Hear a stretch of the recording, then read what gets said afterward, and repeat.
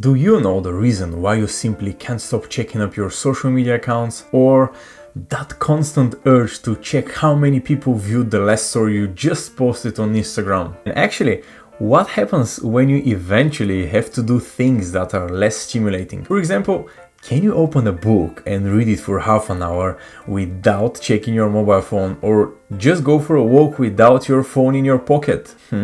The answer is probably a big fat no. To understand why binge watching your favorite show on Netflix or scrolling through social media seems much easier than reading that book you have been trying to complete already for 7 months, we need to look at a chemical in your brain known as dopamine. In today's video, I will talk about what dopamine detox is and why you should give it a try in order to improve your mental health and self-control. By all means, watch this video till the end because I will be sharing a personal tip that is constantly helping me to get through dopamine detox very successfully. And if you like that topic, please smash the like button so you're going to give me some dopamine and keep me motivated to create similar videos. Let's get started. Dopamine is a neurotransmitter released by nerves in your brain. At first, dopamine was thought to be the pleasure chemical in your brain being released when you do something that brings you happiness. But recent researchers associated it more with motivation than happiness, and thus an important part of larger reward system in our brains. To break this down, guys, let me give you an example. You hear that sound of text notification and you just want to see what the text says, right? That's because the notification sound has triggered dopamine. The text itself might not be a message that brings you any amount of happiness. While the notification sound may give you a short hit of dopamine, it can be also very distracting and distressing. If you feel like drawn in by social media or another source of constant dopamine, which constantly triggers a state of desire, for example, to check how many views you have on your last Instagram story, I believe that you might want to escape that, and that brings us to the so-called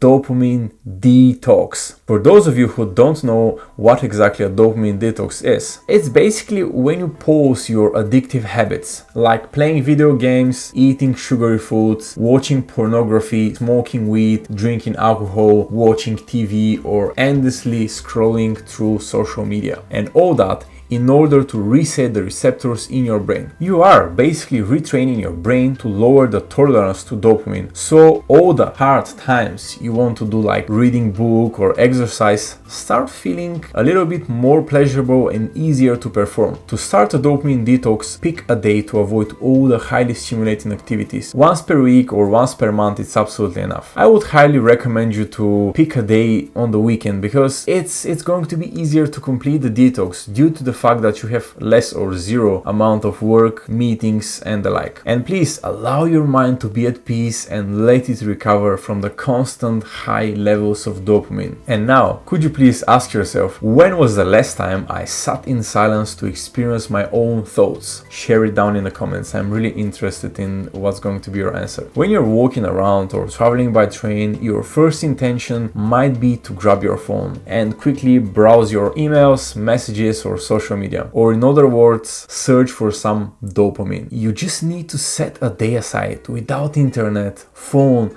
laptop, junk food, and porn. You might be thinking about, what am I supposed to do? Well, you can exercise, walk, meditate, write journal, study for your next exam, read that dusty book on the shelf, clean your messy room, just have a positive conversation with your family or friends. And trust me, I've been there, and I know that this is not an easy task, but I want you to remember that radical actions lead to radical results. What you actually need to do is connect more dopamine production to activities that benefit you, but remember, don't set yourself up to fail. Have 1 hour at the end of the day where you can simply go back to social media, watch some memes, or do whatever you like doing on your phone. Work towards this 1 hour throughout the day. You will find you're way more focused because your brain becomes surprisingly effective when it thinks about that reward at the end of the day. Keep in mind that you can go monk mode just like that in one day. Monks spend their entire life working towards that. How dare you to think think that you can do this for one day. Self-improvement takes time. Being there, tried it, seen others trying it. Now, I have a task for you. Please make a list of all the low dopamine activities that you know that are going to help you to become a better version of yourself. And if you like, you can also write them down in the comments. This could be also additional motivation for some of the other people who watch the video. Thank you. And of course, after completing them, reward yourself with some high dopamine activities for an hour or so. And as I promised, guys, let me give you my personal tip that will make your dopamine detox journey much